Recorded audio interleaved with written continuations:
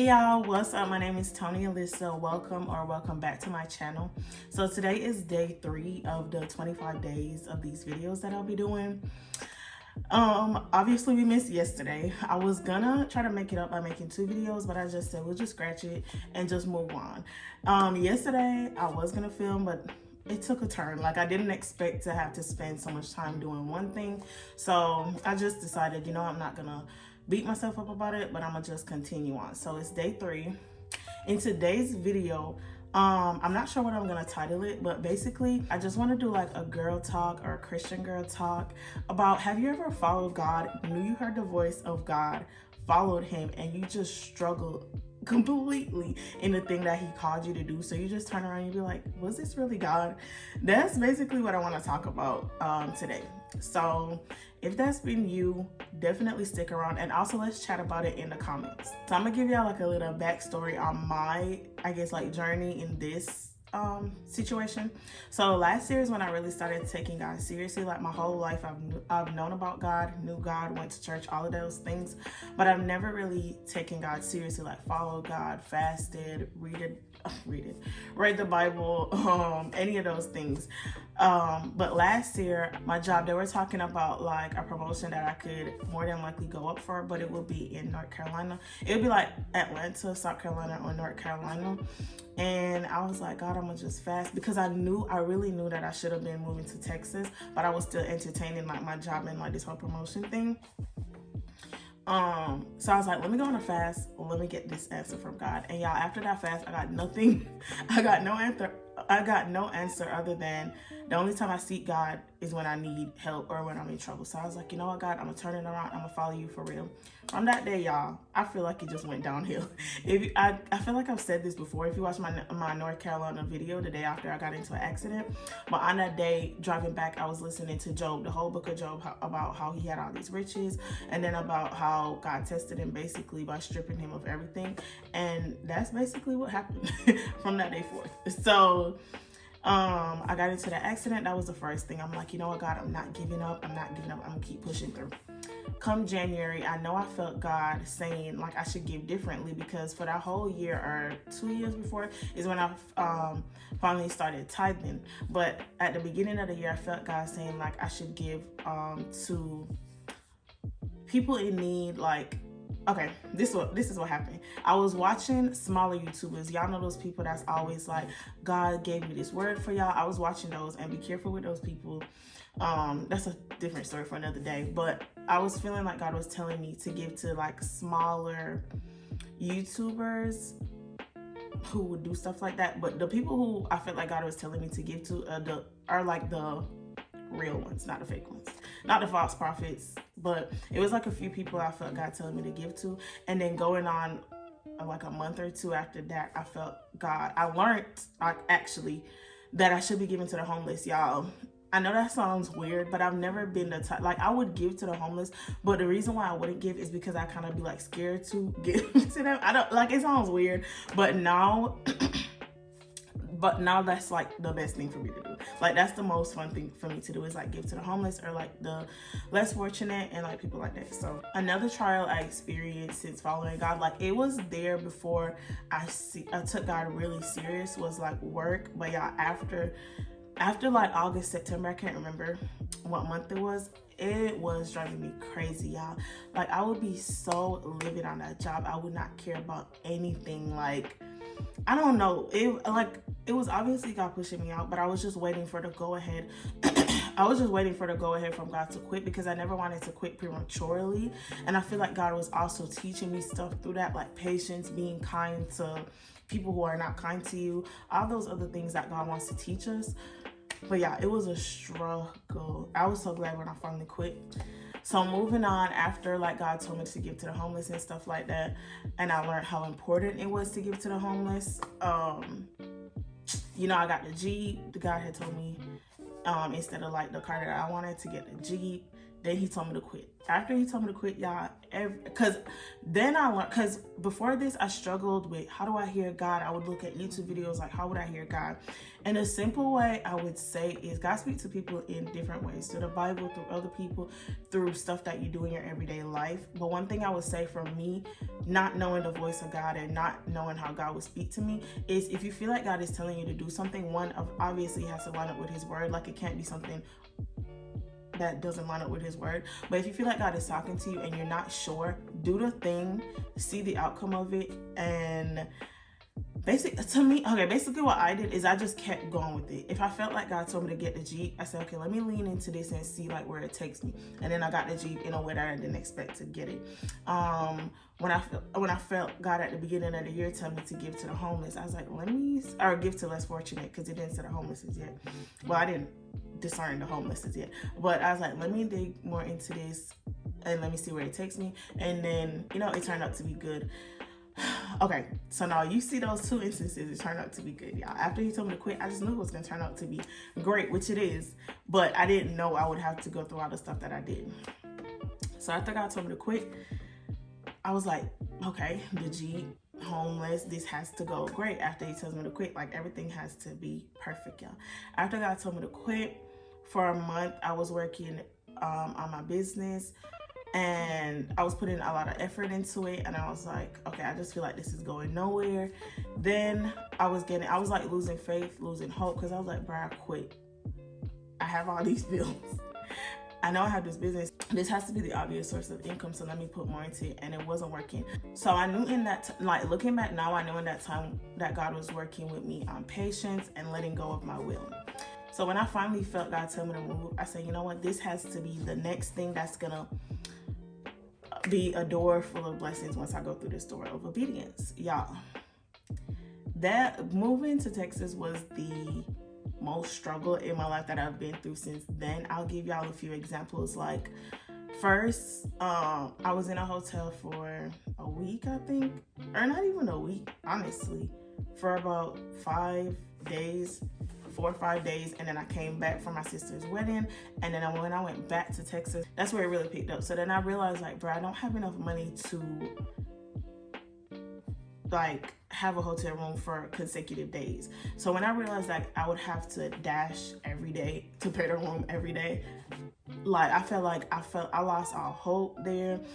And as it kept going on, I was like, maybe it'll get better in a week. Maybe it'll get better in a month. And when I see a week pass, a month pass, and it didn't get better, I started losing hope. And it's easy to say, like, keep the faith. But y'all, when you're in it, it's easier said than done. Another thing I went through, well, that was like the biggest thing, trying to keep up with the hotels, trying to keep up with the money. Like, y'all, I would dash all day, because obviously I'm dashing, so I'm burning gas. Obviously, I have to buy food throughout the day, and then I have to pay for the hotel. So if the hotel is, let's say, like $100, I need to dash for at least like $150. And I don't know why, because I be watching gig tubers, and it's so easy for them to come up on like $200, $300 a day. But y'all, for some reason, for me, that was not working. So that was a struggle. I remember even one day, I was like, I feel like at that point I was like, you know what, God, if I have to dash every day, so be it. But I remember one time, like, I was mad because I was like, God, how am I gonna come out of this day-to-day lifestyle, not even paycheck to paycheck, on a weekly or bi-weekly type of lifestyle, but day-to-day? Like, if I miss a day, I'm gonna be on the street type vibe. So I was like, but finally I was like, I stopped worrying about it and leave it alone. So I didn't want to keep asking my sister for money, right? So I said, I had to dash, obviously. So I left the hotel, and I had a little bit of gas. But I say, if I do 2 orders, I could make enough money for gas, cash out, and buy the gas. I didn't order. I said, this may not be enough because of the fees that come out when you cash out early. So I said, let me do one more order, and it was a double stack order where I have to do 2 places, 2 places and 2 houses. So I was like, after this, I'm gonna get gas for sure. Yeah, after the second house, which was the smallest order, after the second house, I was like, okay, cool. A gas station is like 2 miles away. Let me get there. And I'll put a pause right here. Before this, I was like, God, how am I gonna ever get an apartment? Because you're not allowing me to get a job. these people aren't gonna take DoorDash and Uber Eats and stuff like income. Like, they want like a legit income, not this, right? So I was complaining about that before. So now moving on, I'm saying I'm about to get gas, y'all. As I pressed the gas, after I was at that stop sign, my car would not go. I said, I know I did not run out of gas in Texas, where I know no one. Y'all, I instantly started panicking. And then when I pressed the gas, I went out into the lane a little. And if you know Texas, like, the traffic is heavy compared to where I'm from. So now I'm in the road, people is honking. I don't have gas. I have a gas tank from when I traveled. So I just got out the car. I took the gas tank out of my truck, knowing there's no gas, but just hope. Okay, so I tried to put gas in my car, and before I called my sister, and before I knew it, like, this man, he walked up behind me, and he was like, "Hey, you okay?" I was like, "Yeah, I just ran out of gas." Yeah, I just knew. When you're in it, you just feel like like it's over, like it's the end. I just knew it was over from then. But he came up and he was like, "Hey, you need help?" And I was like, "Yeah, I just need gas." He was like, "You have kids?" I was like, "No, I was just talking to my sister." And then he was like, "Okay, cool." Y'all, they were so nice. It was a couple, and I think they had 3 or 4 kids. They were so nice. They helped me get gas, come back. And within that time, so y'all remember I was complaining about an apartment, and how I was gonna get an apartment. So one of the things we were talking about, because my car was full of my stuff, so he was like, "Oh," I told him like I just moved here, and he was like, "Oh, okay, cool." And I don't know how we got into this topic, but he was basically saying a certain city within Dallas is the best price and the best place to live. Mind you, I had looked at some apartments there before, but I was like, I didn't move on it because I just knew they wouldn't have taken the income that I was making. So after he said that, it just kept, like, it was on my mind still. So I was like, let me look into it. Fast forward, I fasted. I'm not sure if I told y'all this in like my updates when I moved to Texas video, but I did get an apartment. I got approved a day after. So that was great. I did get that apartment. So even in the struggle, God was still coming through. But y'all, some of the struggles I went through, I kept questioning, like, is this God? Did I just move because I wanted to move, or it was a desire for me to move to Texas? Like, did I make the right decision? I feel like what I'm doing is affecting other people negatively, like, in so many ways. At one point in time, I even, because I would try to look up scriptures that would keep me encouraged. So scriptures about faith, scriptures about God coming through and blessing you. Y'all, at one point I just gave up. I was like, let me look up scriptures about how to struggle. How do I struggle properly? Because this is not working. Then I found a scripture about, I'll put it up on the screen, of course. I think it's in James. Count it all joy when you struggle and all these other stuff. And at one point in time also, y'all, I went to church, and I went to church twice there. I know I said, like, I went to church twice there. The second church I went to, the pastor, he was basically talking about, does prayer actually change your circumstances? I'm like, wow, came to church on the perfect day. He was basically talking about how when Jesus was supposed to go and die on the cross, he went and prayed. Of course he didn't want to do it. Like, it wasn't like the best thing on earth that could have happened to him, but he knew it was necessary. So he basically prayed to God to change his heart, or basically you praying to God to change your heart to be aligned with God's purpose, and not to necessarily change your circumstances. Because yes, prayer does change circumstances, but in certain aspects, God wants our hearts to be changed as opposed to our circumstances. So I knew that was a point of my life that I was in, where God wanted my heart to be changed as opposed to my circumstances. And another thing kind of that kept me going was, I'm like, bro, God, why am I struggling? And y'all, I know this may sound weird, but I did not know that you, like, in my mind, when you became a Christian, when you started following God, everything was going to be great. I found myself finding out after that wasn't the case. Like, God does talk about in the Bible about us struggling, even being persecuted for following God. I don't know why I blocked that out of my mind, because I've heard those scriptures before, but I just knew when I followed God that it was gonna be peaches and cream, and it's not. It's not. But one thing I learned is that once you persevere, once you go through those trials, that you will be rewarded afterwards. So I hope this encourages you.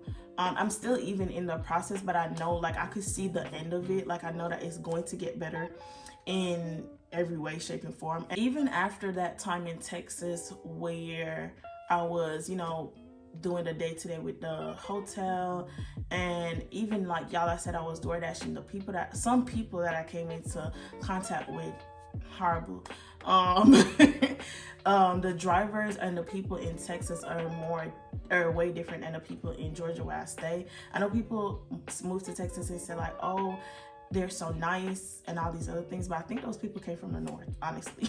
I think they came from like New York and stuff, because I find Georgia people to be nicer. That's just in my experience. And don't let that deter you from moving if God tell you to move, because obviously God don't care about that. Like, he needs you to move for his own purpose. So, but that was just my experience.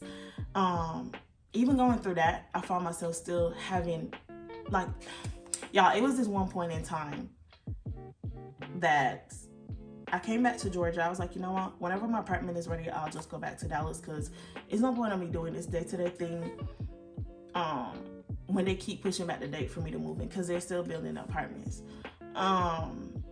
It came a point when I was here, I was like, okay, finally I could breathe. I could get my life back together. Y'all, I felt like it got worse when I came back. Like, and I'll do a story time about that in one of these videos, because I know it'll help somebody. But y'all, the struggle is real. The struggle was real. But one thing I say, I know that it'll get better. Another thing that helped me was watching other people's testimonies. Even watching people through their vlogs about how they were struggling at first, and I see their day-to-day lives until it got better. And that's what I'm trying to do, because I see a lot of people when they do their testimonies, including myself sometimes, we talk about it after the fact, after the struggle, when life is better.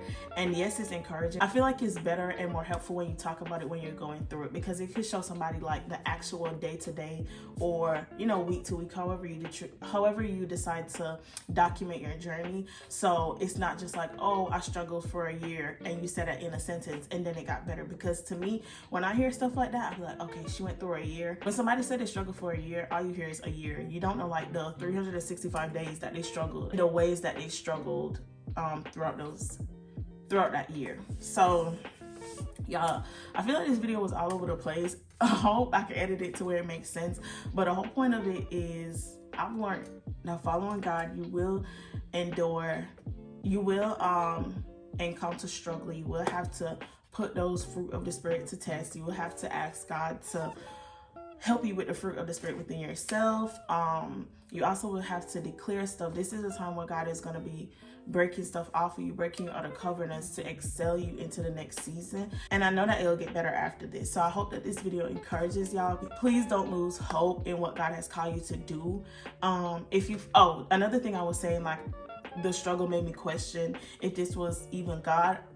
Ask God for confirmation, because one thing I found is that the confirmations that God gave me to move to Texas is the confirmations he kept giving me while I was in Texas. And y'all, I know it sounds weird, but it was annoying me, because I was like, I see the confirmations, but I see the confirmations that I should be here, but I'm not seeing things get better, right? But at least I knew, like, I'm in God's will. That's one thing that kept me going. That's another thing that kept me going, is that I knew that I was in God's will. So I was like, if I'm in God's will, the enemy basically can't kill you. He can't, like, you could be tested, but he can't kill you.